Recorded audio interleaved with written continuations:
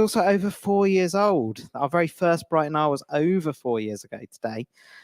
Something happened shortly after that. Something else is about 4 years ago as well in a few weeks' time, beginning with C, but we won't talk too much about that because it was only a cold. Anyway, welcome to Brighton Hour. I'm here to do a little bit of the boring stuff, the admin, tell you where the bathrooms are, that kind of stuff. The bathrooms are over there. If you haven't visited them already. There's also beer over there and soft drinks, the most important things. So I'm here to do the boring bits, and then we've got a couple of wonderful talks. There's plenty of stickers as well if you want to help yourself to stickers at some point during the evening. So we've done some networking. Hopefully you've met some new faces. It's great to see a few new people in the room tonight, and it's great to see some familiar faces sitting in the audience as well. We're going to have a couple of talks. We're going to talk a little bit about Earl, first of all. Earl is something very exciting that we're running. I don't want to say too much because I don't want to steal Abby's thunder, but we'll hear a little bit about our plans for Earl. Then we're going to have a talk from Olivia, and then we'll have a few closing remarks at the end. So we're your hosts, Data Cove. You can see me standing up here holding the mic, see Abby sitting in the front row over there. If there's anything you need over the course of the evening, if there's anything you want to know about Brighton Hour, any of the other events that we run, or Data Cove in general, please come and have a chat with us. We are a data and analytics consultancy, a Brighton-based data and analytics consultancy. That's why we love being back in our home city of Brighton. A lot of you are probably thinking, what does that mean, consultancy? So we help people understand and grow their businesses with data. And we do that by providing solutions in customer analytics, so unearthing your most valuable customers, marketing analytics, so where should you spend your next big bucks on marketing, and process automation, which I always describe as taking the thing that is most painful that you do every week at work and automating it forever, so you never have to do it again. Quite a powerful thing to say. Anyway, you can follow us on all of our socials. You can get in contact with us. We've got some cards at the front. Or just come and chat to us. You know, it's a small space. We're a friendly bunch of people. Come and have a chat, and we can talk to you about all things R and maybe another language as well. We don't actually have to say anything nice about Python tonight because Laura's not here. So, yeah, I've got eyes from Zach in the front row. Okay, we might say some nice things about Python at some point. Laura's probably watching at home and is probably heckling at the screen. Phone's going to be buzzing. Stop saying nasty things about Pi. So let's move on. We're really indebted to our hosts for this evening, Runway East and Silicon Brighton. I'd love to invite Viva from Runway East up to tell us a little bit more about the space that we're in.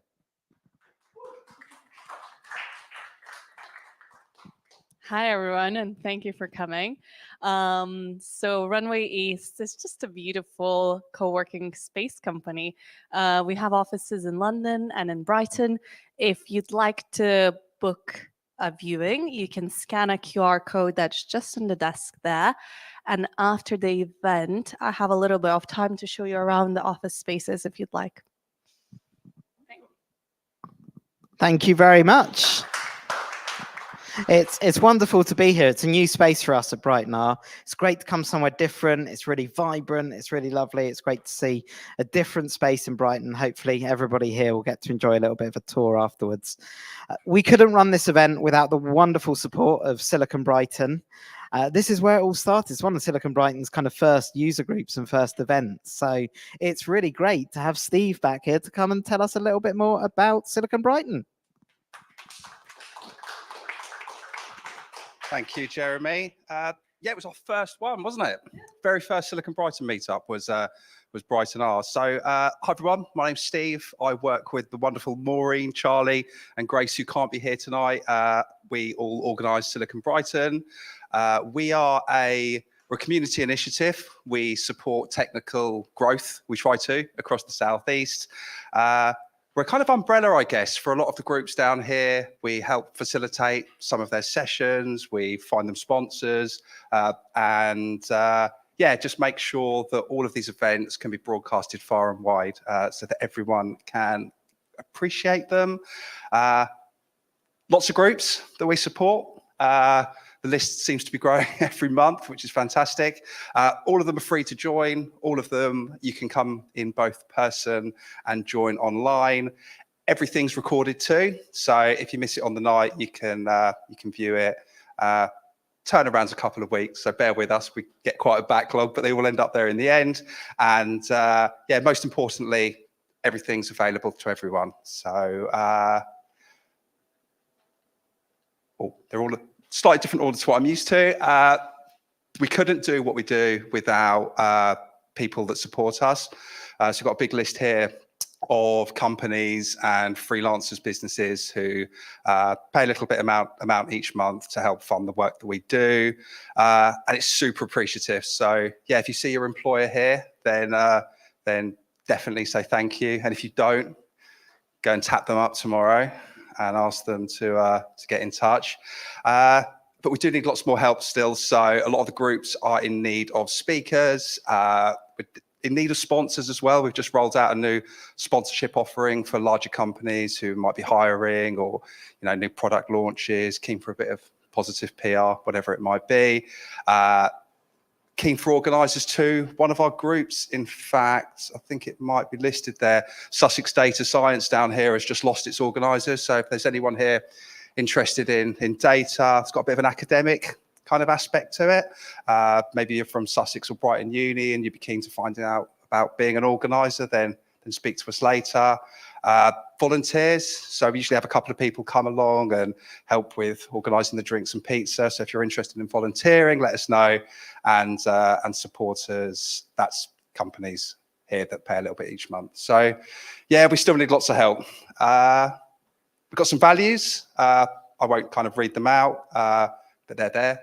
And we kind of, yeah, everything we do is based on these, and the groups that we work with echo these too. And as like everyone, we're social too. So LinkedIn, Instagram, X, and TikTok. And you can join our Slack. So all the group, everyone here is on Slack too. If you need another Slack channel, then that's the one to add. And we've got some other events coming up. So when's that? It's tomorrow night. If you want to go out on a Friday night and talk gaming, there's game dev drinks. We've got Women in Blockchain next week, Tech Jumpstart. So next Tuesday's Women in Blockchain, next Wednesday Tech Jumpstart, and Ladies at UX next Wednesday too. And yes, that's a good one. Right, you on to housekeeping? Yep, I'll take. Yeah, thank you very much, Steve. It's always great to see the expansion of Silicon Brighton as well, and all these different groups that Silicon Brighton are managing to support. The Sussex Data Science Group was actually the first ever meetup I went to when I lived in Brighton. So I'd love to see that one carry on. So if somebody in the audience has a passion for keeping that group going, then do get in touch, because it'd be really great to see the Sussex Data Science meetup continue. A couple of bits of housekeeping. So we have some speakers tonight. Our speakers are wonderful people. They would love to take your questions at the end of their talk, but they don't enjoy being heckled. No one enjoys being heckled. So if you've got a question, wait until the end. We'll wander around with a mic. You can ask your question, but please save it until the end. We are taking photos. We're recording the event. If anybody's a bit uncomfortable with being in any of the photos or any of the recordings, come and speak to a member of the Data Cove team or a member of the Silicon Brighton team, and we will help you out with that. So we're going to find out a little bit more about Earl. What is Earl? It's not some dodgy American TV show. It's not Earl's Court. So what is Earl? And here to tell us more is Abby. How does this thing work? That one? Thank you, very helpful. Good evening, everybody. It starts off well when you have to ask how to use a clicker, doesn't it? If anyone went to Brighton Pi a couple of weeks ago, I'm really sorry, because this is the second time I've done this talk. It's not got any better. I think it's got worse, because I'm actually quite tired now tonight. So sorry if you're expecting anything brilliant. So a couple of introductions. Obviously, we've just listened to Jeremy talk for the past 10 minutes.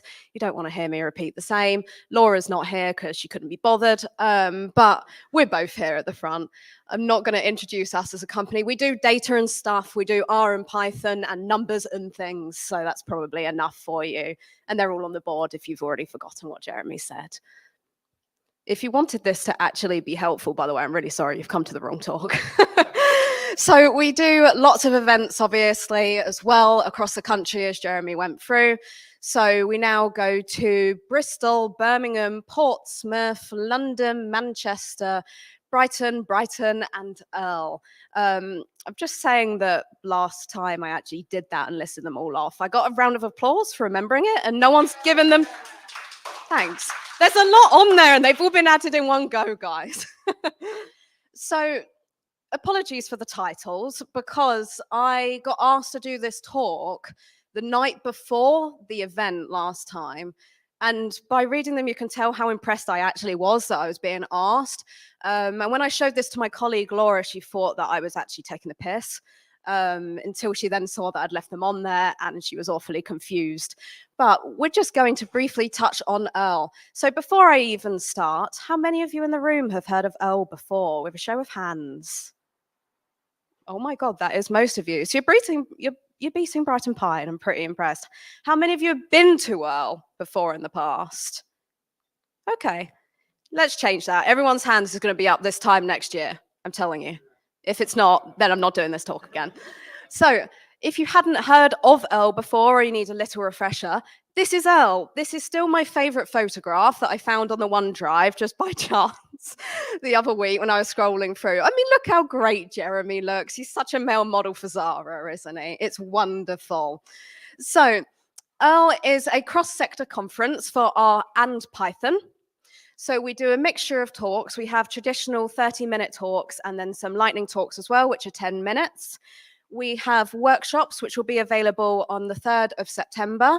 And then we have our traditional conference on the 4th to 5th of September. It will be held in Brighton in the Grand.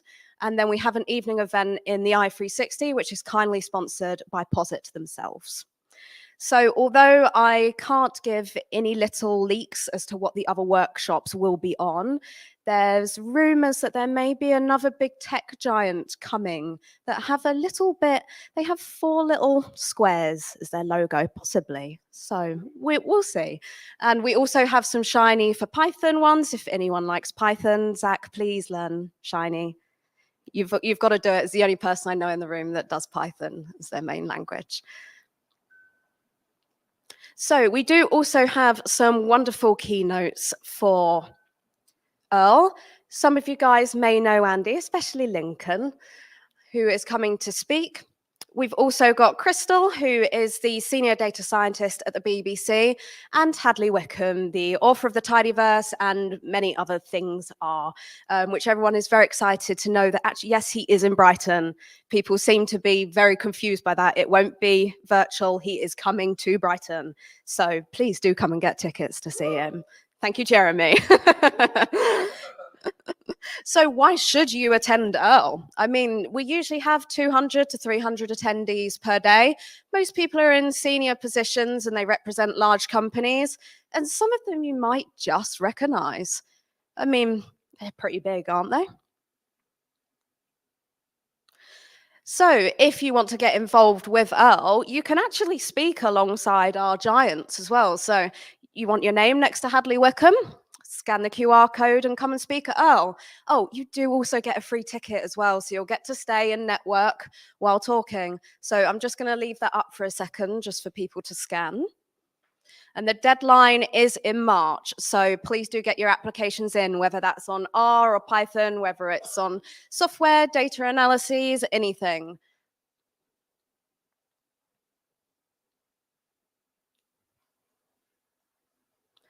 So if you have spare money and you have no idea what to do with it, because it's something that we all experience, isn't it, right? Some people have said that.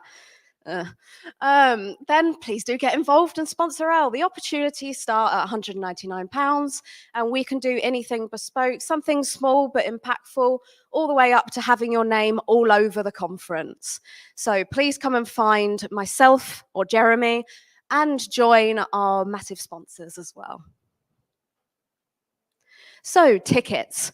I believe the tickets will be going on sale pretty soon, hopefully within a month. And if you are interested in tickets, please sign up to the form at the bottom of this page here on the QR code, and we would love to see you there.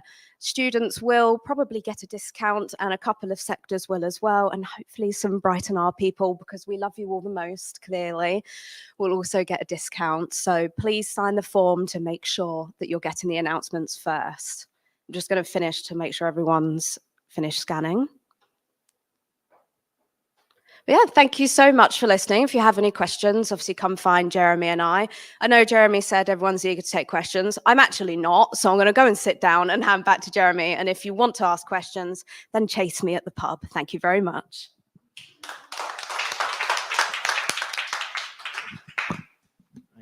Wonderful. Thank you, Abby. I mean, that talk was even more embarrassing for me than it was the first time you did it. So I really appreciate all the wonderful pictures in there. Very much regretting putting them on the OneDrive, and there will definitely not be a photographer at Earl 2024. Are there any questions on Earl from the audience? Or do you want to save them all for a drink later? Awesome. I think you've all been wowed by Earl. We hope to see many of you there, and as Abby said, there might be a good discount for people that are part of our Brighton community as well. We want as many of you in the room as we can. So now moving on, we have a talk from Olivia. Now, I think when people come up with these talk titles, they want to put as many long words as they can into them, just to see if I can still say them after having a couple of beers. I've noticed this with events. I mean, I'm really bad at it. All my talk titles are really long as well. If you go through the Earl archives, like 3 sentences long for all the talks. So Olivia is going to talk to us about the studentification. Is that the right? Yes! Of Brighton and Hove. So if we can have a round of applause for Olivia, please.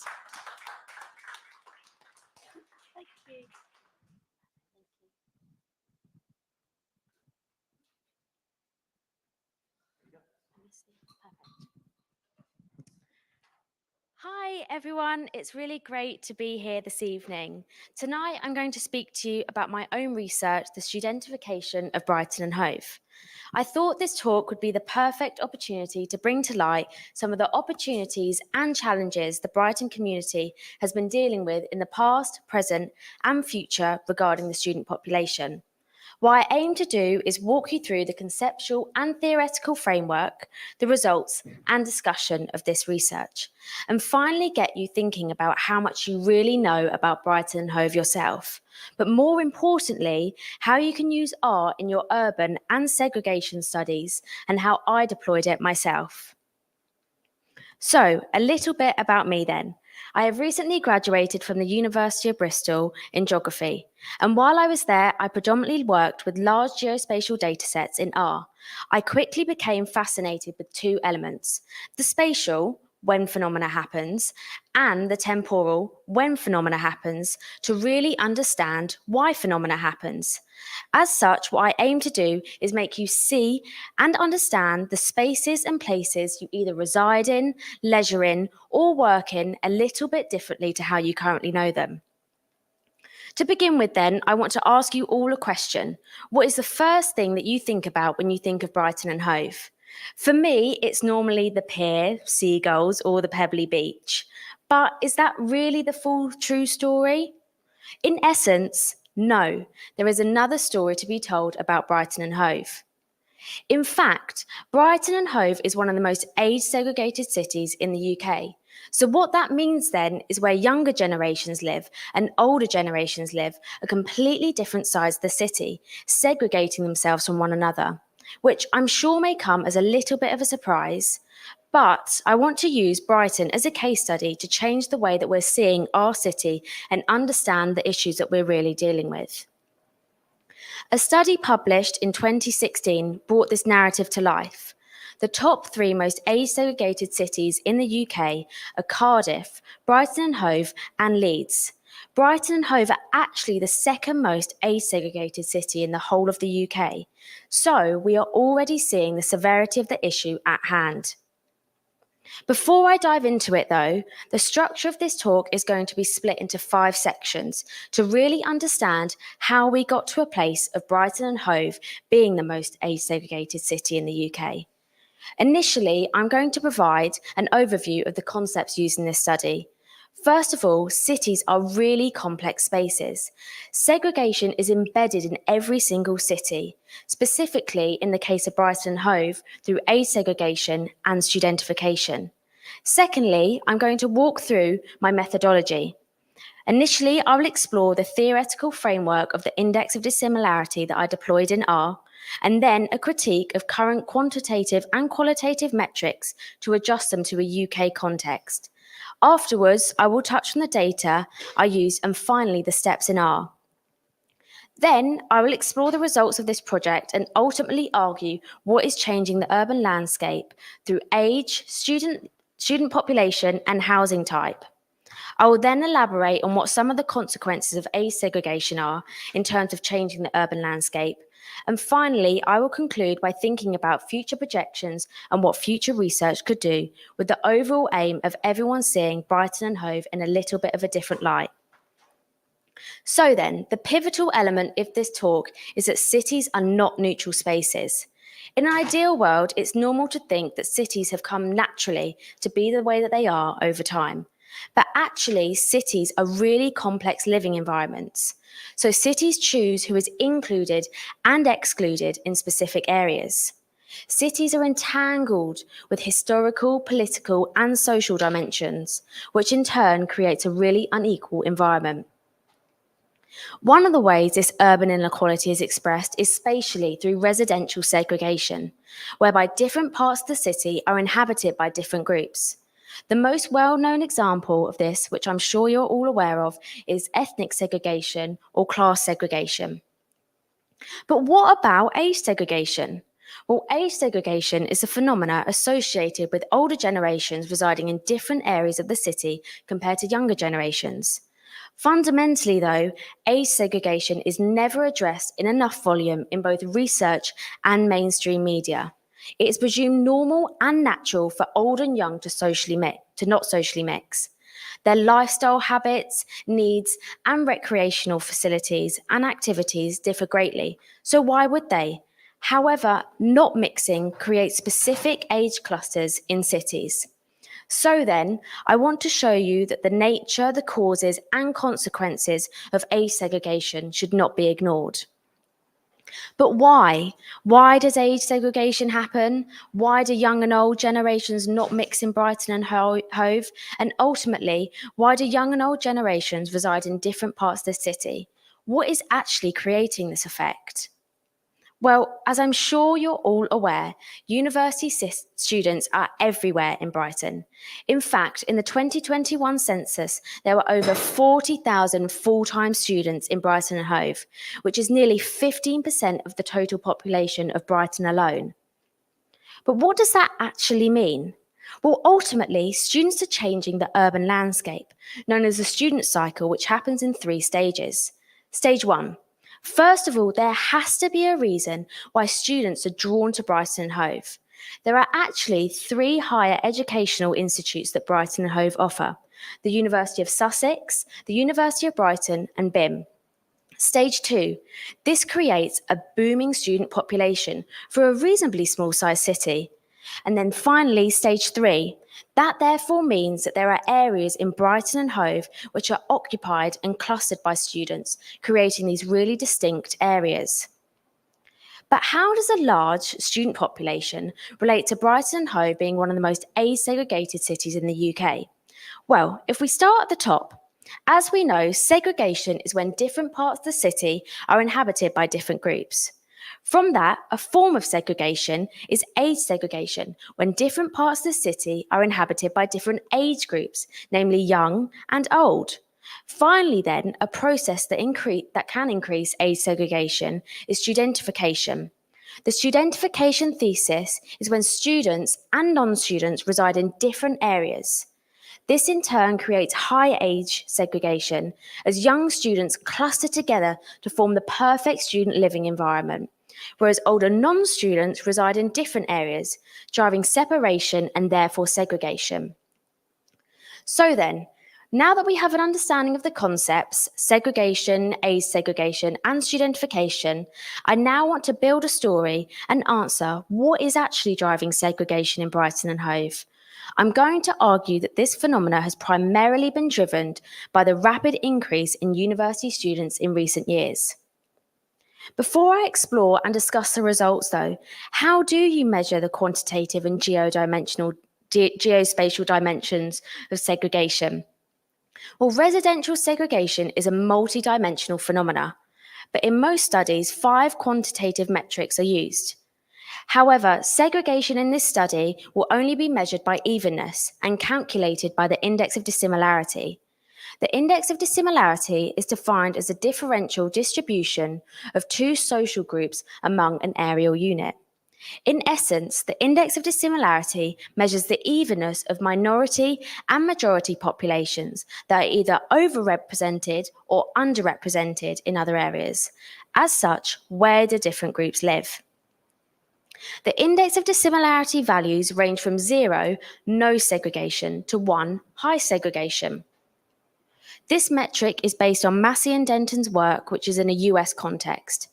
Their classifications follow that 0 to 0.3 is low segregation, 0.3 to 0.6 is moderate segregation, and 0.6 to 1 is high segregation. However, segregation in the UK is a little bit different to the US. In fact, segregation in the UK is much lower than in the US context. As such, new classifications are required as it is legitimate to assume that segregation is unlikely to fall into these same thresholds. So then, low and moderate segregation in the UK is anywhere from 0 to 0.3. High segregation in the UK is more aligned to moderate segregation in the US, which is 0.3 to 0.6. And then extremely high segregation in the UK is an IOD above 0.6. So now I'm just going to talk you through a little bit of the data that I've used in more detail. As we know, residential segregation is a really complex spatial and temporal phenomena. As such, segregation can be driven by a range of variables that are often interdependent and intersect through various axes. While this makes urban studies slightly challenging, it also provides a narrative to conceptualize variables that are most appropriate to Brighton and Hove to really explore what is driving segregation. So, the data set. All of the data used in this study is derived from the UK census for the years 2001 and 2011. For Brighton and Hove, this is a period that was significant. The city was undergoing studentifying processes. So, comparing 2001 to 2011 allows for the extent that segregation in Brighton and Hove is changing to be explored.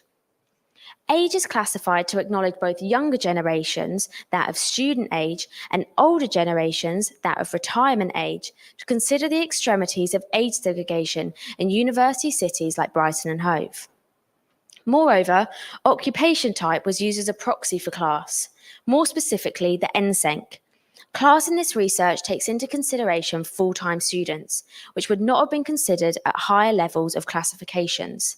So acknowledging full-time students as a separate class allows for studentification processes to be studied. Then, tenure data is a proxy for housing type. 2 types were investigated that were owner-occupied and privately rented. Finally then, the lower layer super output area, the LSOAs, were utilised for all data analysis to acknowledge the importance of meso-level neighbourhoods for students. Instead of going through the mechanics of the code I use in this project, what I hope this talk is doing is showing you how R can be used in urban and segregation studies to bring to light what is actually going on in a city. Having said that though, the code for this project can be split into 3 main categories. Ensuring the data is prepared and connected to the spatial elements of the data, then a geospatial investigation using the TM shape function to produce maps and visuals, and finally the index of dissimilarity was calculated and compared with every group. The packages used in this project were Proxy, SF, TMAP, RColor Brewer, Shiny, and Shiny.js. So now that we understand the concepts, the problem, the data set, and the metrics to use, we can finally answer and understand what is driving segregation in Brighton and Hove. More specifically then, why are younger students and older non-students residing in different areas? I'm going to split this results section up into 3 areas, but overall arguing that the most important drivers of segregation are age, class, and housing. So, this is a map of Brighton and Hove, split into these LSOAs, which are these meso-level neighbourhoods, often comprising of a few dozen streets. This shows a percentage of ages 20 to 24 in 2001. So then, we have these 2 large areas with a big presence of ages 20 to 24. First of all, in 2001, ages 20 to 24 were primarily concentrated in the north of Brighton and Hove. Specifically, one LSOA hosted 30 to 35% of 20 to 24-year-olds.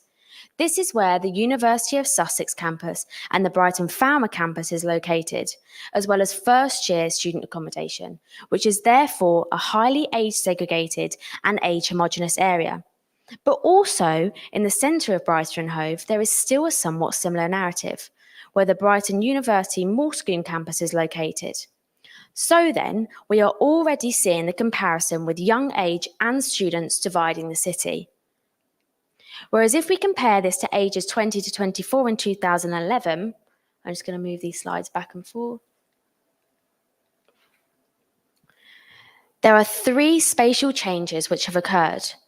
Firstly, ages 20 to 24 in 2011 cover a larger area that have sprawled all the way from the north to the south of Brighton and Hove, meaning that ages 20 to 24 are no longer just concentrated right next to the universities like they were in 2001, but they are instead getting what I call the student belt.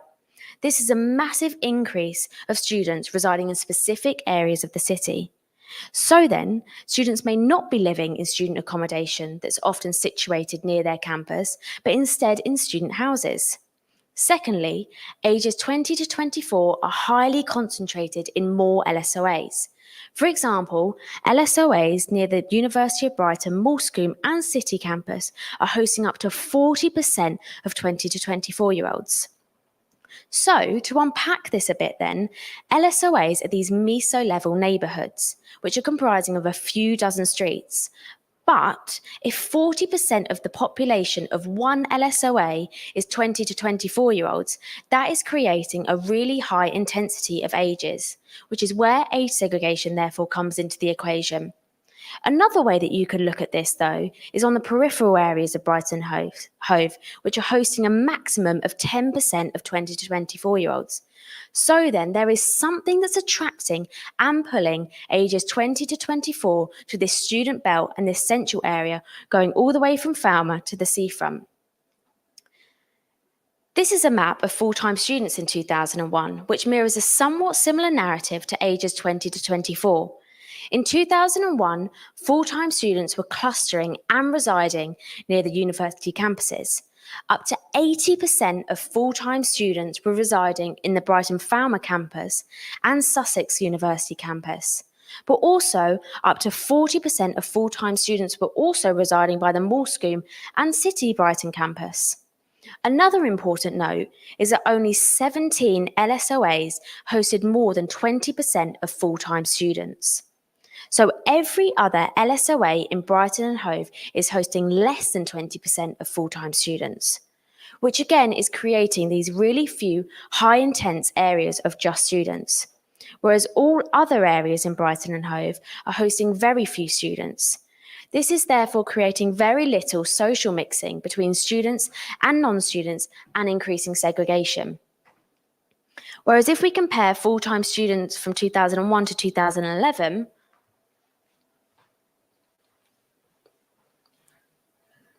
you can immediately notice the rapid increase of full-time students. You can see that the student belt, which is forming and spreading from the north of Brighton and Hove all the way down to the seafront, but also that the student belt is being squashed in a much narrower form. As such, full-time students are no longer just concentrated next to universities, but instead sprawling into all other areas of Brighton and Hove. as such infiltrating and dominating different neighbourhoods. But 4 LSOAs outside of the campus host up to 60% of full-time students. These are in neighbourhoods which I'm sure you're all aware of that are very dominated by students of Bevendine, Moulscombe, Roundhill and Elm Grove, which is creating this student-only enclave and driving segregation. But from 2001 to 2011, full-time students have spread greater across Brighton and Hove. However, this is not really that surprising, given the 60% increase of full-time students in that period. So then, students are spreading across the city as their numbers are increasing rapidly. While students in several UK cities have increased, most are not at the same exponential rate that we're seeing in Brighton and Hove. Fundamentally, though, in 2011, ages 20 to 24 and full-time students are mirroring a similar narrative, which suggests that from 2011, the majority of the younger population in Brighton and Hove are full-time students, meaning then the processes of studentification and age segregation are interdependent and driving and dividing Brighton and Hove. As already discussed, studentification is a process that's really difficult to quantify due to the several dimensions at play.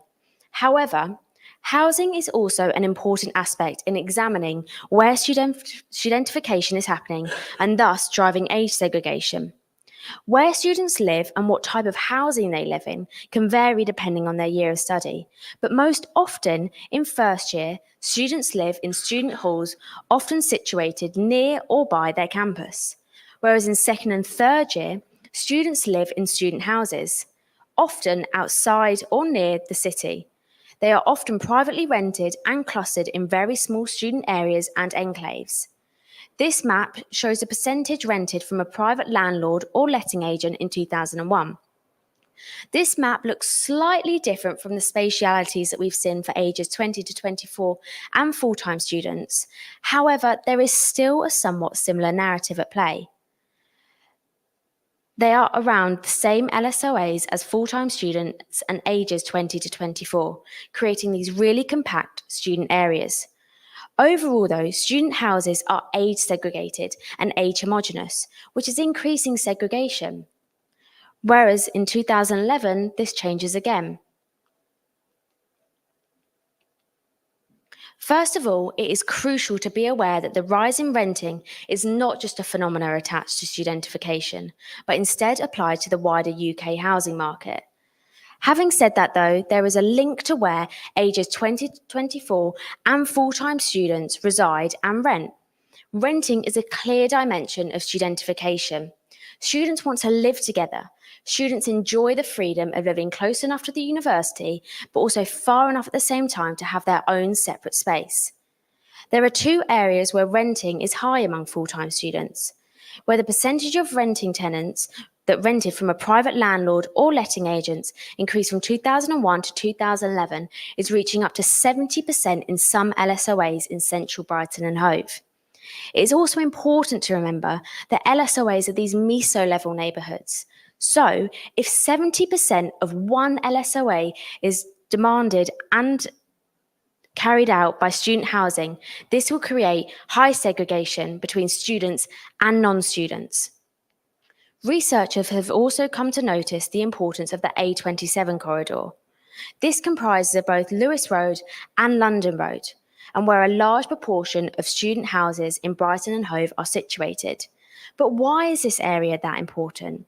Well, the public transport links allow students to be far enough and close enough at the same time to their university and the connections that it offers. These transport links are available to both University of Sussex, University of Brighton and BIM students. So then, I hope a story of studentification and age segregation in Brighton and Hove is coming to light. Overall, young students are changing the urban landscape through dominating specific areas. To develop this argument a little bit further, though, the index of dissimilarity provides a useful quantitative metric to understand the different spaces older and younger generations occupy and reside in. So as we know, the index of dissimilarity values range from 0, no segregation, to 1, high segregation. So then, all the young age groups were compared with older age groups to uncover what groups are the most segregated.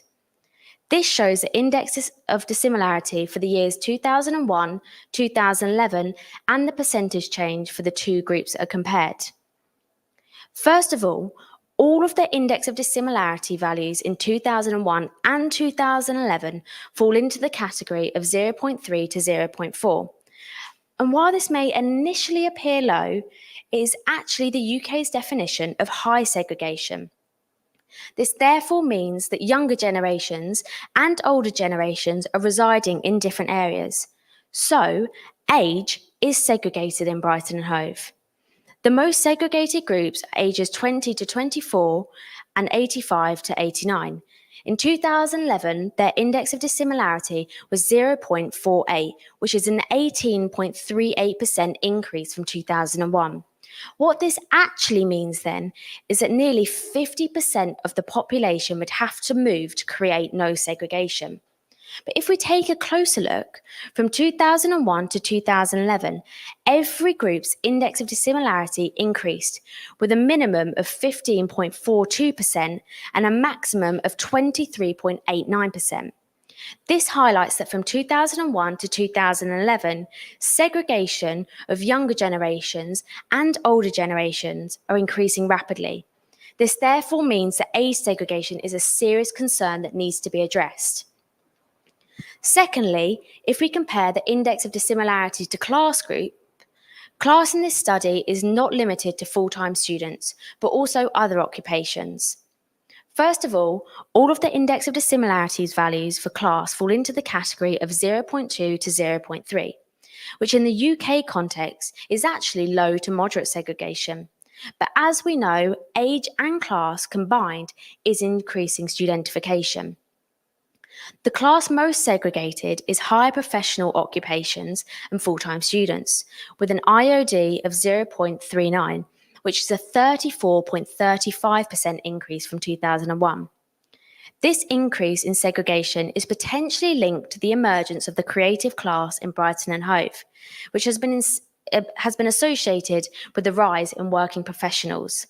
But if we take a closer look again, from 2001 to 2011, every group's index of dissimilarity has increased, with a minimum of 11.8% and a maximum of 39.23%. As such, this aligns with the studentification thesis. Students are segregated from other groups in Brighton and Hove that are increasing at an exponential rate. Finally then, if we compare the index of dissimilarity to tenure group, first of all of the index of dissimilarity values for tenure fall into the category of 0.3 to 0.4. This falls into high segregation, which if we relate this to age segregation and studentification, housing is a clear dimension. But tenure tells a different story. The most segregated tenure group is owned outright and private landlord or letting agent, which is a 0.42 in 2011, which is actually a 12% decrease from 2001. But if we take a closer look again, from 2001 to 2011, every group's index of dissimilarity has decreased. Therefore, segregation in terms of housing has decreased. But even though the decline in housing segregation from 2011 to 2011 may initially appear optimistic, it is crucial to be aware that the rise in renting tenants is not just a phenomenon attached to studentification, but instead applied to the wider UK housing market. This is predominant in Brighton and Hove from the intersection of housing unaffordability and age segregation. Saying that though, we know from the geospatial maps that there has been an increase in renting in students relating to an increase in renting student areas. Overall then, all of these results highlight three important implications. Firstly, age is a key driver in residential sorting and location choice. Younger and older generations occupy different areas within Brighton and Hove. This results in different ages clustering in specific and small areas of Brighton and Hove, driving age segregation. Secondly, age segregation in the context of Brighton and Hove is highly driven by studentification. Students want to live together, but this creates clusters. The rapid growth of young students have created distinct student-only enclaves. As students want to be close enough to their university with all the amenities and recreational facilities that suit their lifestyle, this highlights the importance of the A27 corridor, which gives access to both universities and a sense of freedom. This is adding to age segregation though, as most of the younger population in Brighton and Hove are students. Thirdly, housing processes associated with studentification sees the increase in renting that have transformed neighbourhoods. These are located near universities through the creation of student enclaves, but have also expanded in recent years, dominating central Brighton all the way from Falmer to the city centre. In Brighton, high numbers of student houses are situated within Lewis Road and London Road, which is increasing the percentage of tenants rising. But at what stage do students then change the urban landscape from their distinct spatial residential patterns? Studentification arises when there is a clustering effect. As we know, ages 20 to 24 and full-time students reside in highly concentrated, clustered LSOAs in central Brighton and Hove, sprawling all the way from Falmer down to the city centre, which results in students driving student-only areas. Therefore, Brighton and Hove highlights the extremes of age segregation of younger students and older non-students residing in different areas that are highly concentrated. As such, when students live in particular areas, they change the nature of that area and their geographies as a consequence of their occupations in those particular areas, which can result in particular repercussions, namely social, economic, or environmental, for having high clusters of students in those particular areas. Fundamentally, though, studentification is a process which can catalyse age segregation. Studentification is transforming urban spaces, turning areas with a once relatively low student population into an area with high students. However, what is imperative to remember about Brighton and Hove is that neighbourhoods are studentifying year on year, increasing segregation between young and old generations from 2001 to 2011.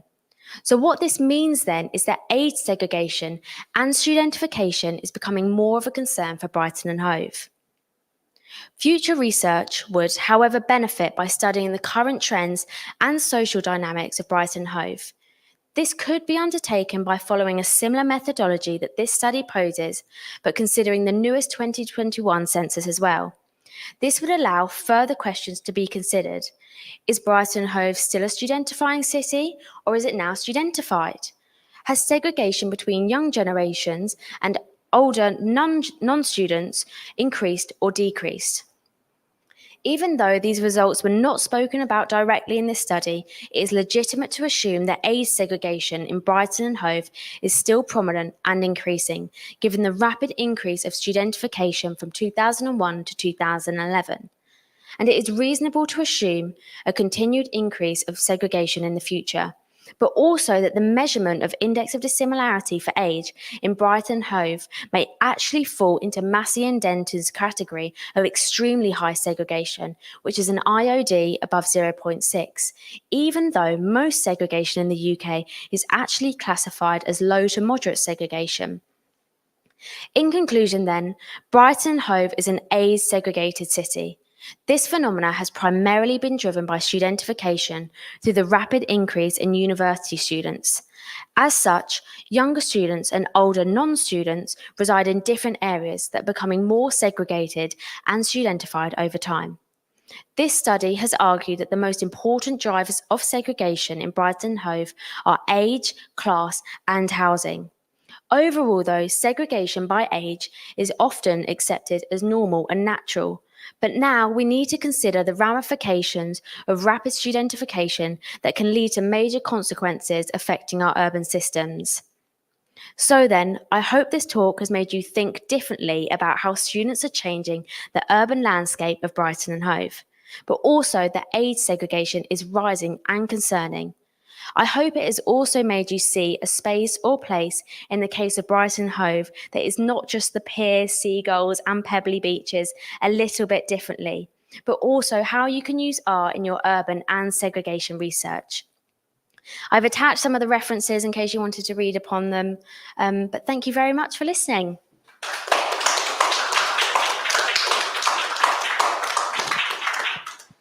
Thank you very much, Olivia. That was brilliant. I mean, I love Brighton and Hove. I love living in this city. So any talk about our city and seeing maps of Brighton and Hove on the screen, and being able to understand more are great. Have we got any questions from the audience in the room? Any questions? We've got one from Fiona.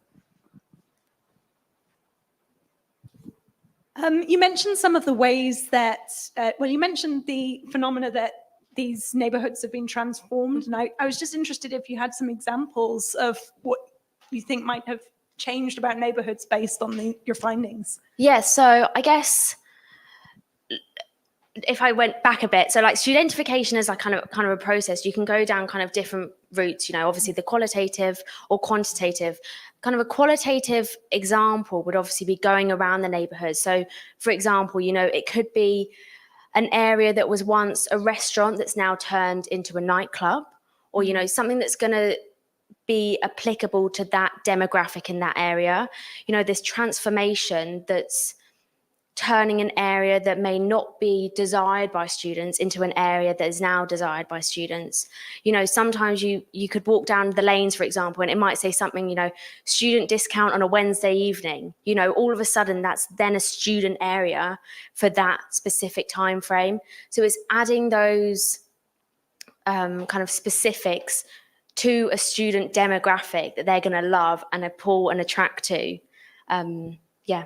I hope that makes sense. Thank you. Yeah. Yeah, it does. Brilliant. Any more questions in the room? Hands down. Any? Ooh, are there any online? Before, I mean, we can let Fiona just have a private Q&A. I've got a question as well, but I will let Fiona have hers.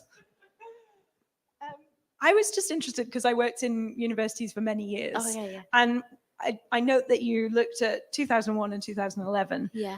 I'm trying to recall when the government lifted the cap on student numbers, and I wondered if you'd seen any impact. I want to say it was perhaps later than that. I want to think say it it's like was. 2018 or something. I think it was, yeah. I mean, Yeah. I went to uni in 2020, so I didn't fall into that cap bit. But yeah, I think it was kind of the late 2010s, I think.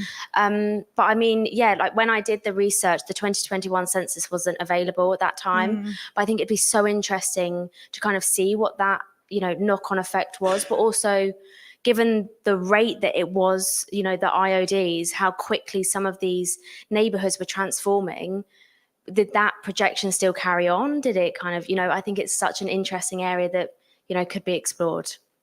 Yeah, Yeah. absolutely. Fascinating talk. Thank you so much. That's all right. No. Hello. Hi. I have a three connecting questions.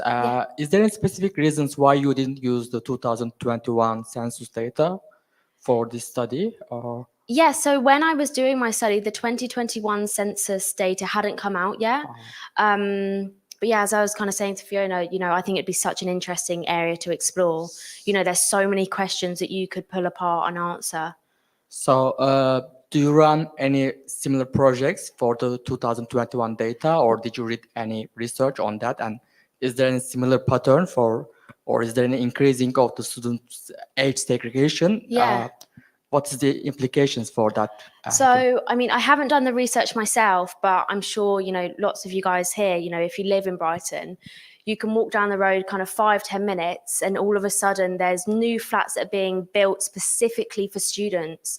You know, you're getting these student purpose-built housing, and already, you know, you're getting this age segregated, age homogenous area that's, you know, forming already. So I think based on that, I think my projections would be that age segregation is probably even more of a concern now than it was in 2001 and 2011. So yeah. Yeah. And my final question is, Brighton is also well known with as a touristic attraction, not only for student city.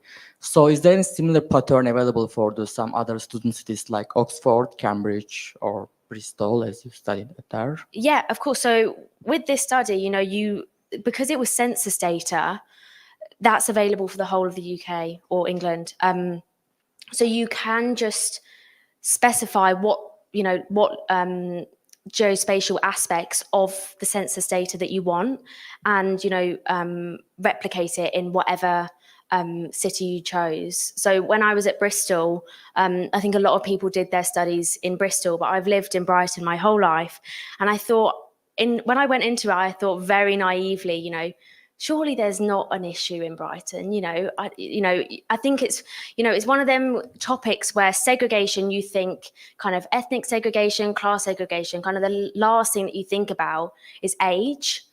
So I think when you do bring that into the equation, you get this whole new story that's kind of told. So yeah, you can kind of reciprocate this project in whatever city you want. So sorry. So we presume, this is a pattern which is applicable for the other cities, other student cities as well. So is there any social or policy implications you suggest we need to implement some kind of policies to prevent or reverse this segregation in those cities, or in specific to Brighton, in your research? So I think specifically to Brighton and specifically to age segregation, I think because it's not something that's ever considered, it's kind of presumed normal and natural. Why would someone that's maybe 85 be going out on a student night, full of 18-year-olds? It's kind of one of those situations where it's not really thought of as an issue until you kind of see the issue that it is creating.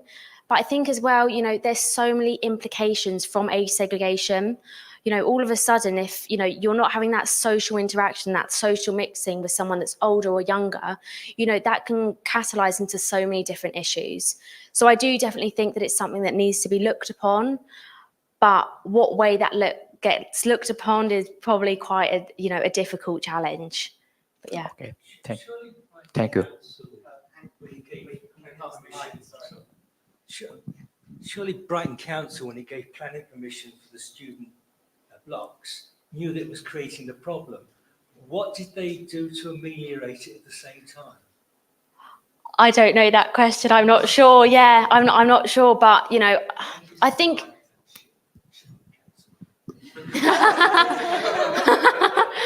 But I think because it's, this is happening across university cities up and down the whole of the UK. You are getting these purpose-built student areas. So I think it's, something that, I could completely agree. It's something that needs to be kind of looked upon. Hi. Being generation 1980 from Brighton, the kettling of students, you've got higher education, volume of students, demographics of, when I moved into Brighton, it was a rarity to go to higher education. Yeah. Now it's a norm. So you've got an artificial shift of individuals into education, into this. So what are the implications? Tribal misrepresentation, because tribes normally exist within age ranges. So there's a whole set of social disjoints that you're getting. I felt old at the age of 24. I'm now 63 and you still feel the same. It's a disjoint, but it's more so now than it ever was. No, definitely. And of the older generation that I know, they've kind of moved out, sold up to letters. The properties have gone to letting agents. Letting agents then get a fortune. Exactly. I paid 27 quid a week for my property. In 1980. It's a bit more than that now, I think. No, definitely. I think, like from 2001 to 2011, there was a 60% increase of full-time students. I think it's kind of a situation where do all those students go? You either build up or out, and it's such a difficult situation to kind of handle. How do you get that balance of letting enough students in, but also, you know, having the well-being and the benefit for all the residents as well at the same time. Yeah.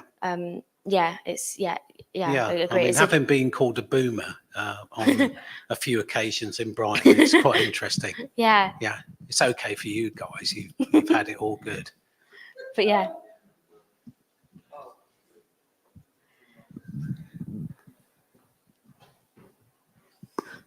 I think we'll make this the last question from Dean.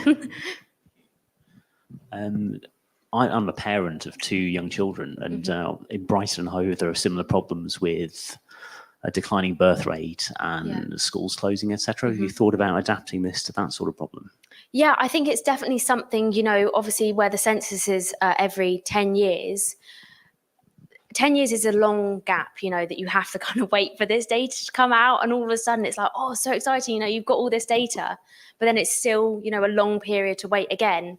So I think in that kind of situation, you will see those, you know, situations happening in the data itself. You know, all of a sudden you're going to have a massive decline in people going to university if there's no one going to university, you know. And then it's kind of like, right, okay, so we've got these student areas, but we don't have enough students. What do we then do now? You know, it's one of them situations where cities are really, really complex spaces, and you're going to get new people, old people in at all times. So it's undergoing this constant transformation. And I think it's definitely something that, you know, we'll probably see in 10, 15 years time. Yeah. Brilliant. I'm sure we've got the space for a little bit longer after the talks, and I'm sure Olivia will stay around if anyone's got any more questions. Can we have one more round of applause, because that was a fantastic talk. Thank you. Right, Charlie's going to come and fiddle with a few things on the laptop, because I'm definitely not allowed to touch it, apparently. I've turned it off. Don't worry, it's not going to fall down. Just got a few announcements. Sorry, you've got to listen to me talk again for about another 2 minutes. I'm very sorry about that. But just a couple of announcements from the R community, from Data Cove. Data Cove are currently hiring. We are looking, as you probably heard tonight, we run quite a few events. We run events in Brighton and Manchester and Bristol and London and God knows what other cities. And we're running Earl, and we couldn't possibly do this as a small team on our own. We're looking for somebody to come and join us a few days a week initially to help with marketing, to help with events. So if, and I'm imagining in a room of arcaders, that might not be you, but if that is somebody that you know, please pass this message on to them. Please tell them to get in touch with Abby or myself. Come and have a chat with us at the end. We'd obviously love to have somebody local that loves Brighton as much as we do as well. So if that is somebody you know, please come and have a chat with us.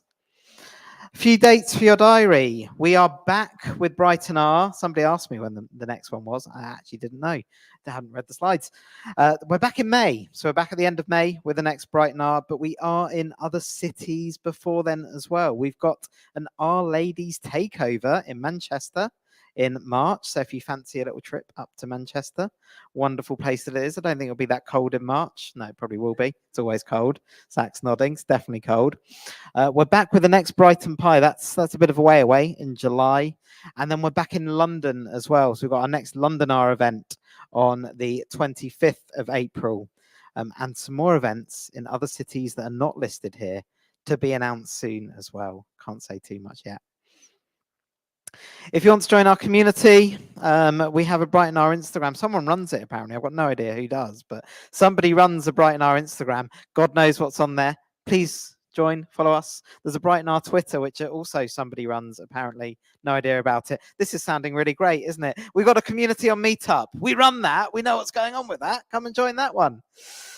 If you want to come and give a talk for us at Brighton R, just like Olivia did tonight. If you want to follow that, because that was a brilliant, brilliant talk, we want you. We want people to come and give talks at any of our future events. If that is one of you sitting in the room that can come and help us out, that would be great. If you want to come and give that talk remotely, or know somebody that would be a brilliant speaker for us, but they're not in Brighton, we're happy to accept remote speakers as well. Please, again, come and chat to us. Come and get in touch with us via Meetup. If you want to learn R or some other language that begins with a P, We can say, I think Laura's gone to bed now, actually. She's so knackered from today. So we can say nasty things about Python. If you want to learn R or Python, then we run training courses at Data Cove. We run lots of different training courses. Here's a selection of some of them. If there are areas in R or Py that you would like to upskill on that are not listed on here as well, please let us know. We've got some courses open at the moment. You can scan the QR codes. This is a bit QR heavy, I realize. There's a lot of QR codes in here. So we'll share some of these links with you separately tomorrow after we've all gone to the pub tonight. Last thing to say is thank you very much. We have got the space for a little bit longer. Some people might even be able to get a little bit of a tour, apparently. I'd love to see it. There's some beautiful disco balls going on in there. It's a wonderful space. Stay. We've got a few drinks left. Have a tour. We're then also going to the pub afterwards because we do. So we're all heading down to the Joker. We've got to tidy up, unfortunately. But you guys don't have to tidy up. Feel free to leave. Go to the Joker. If you mention Data Cove at the bar, you get a little bit of a discount on your drinks as well. So we will see you all there when we get there. But all that's left for me to say to the audience online and to everybody in the room, thank you very much for attending this evening.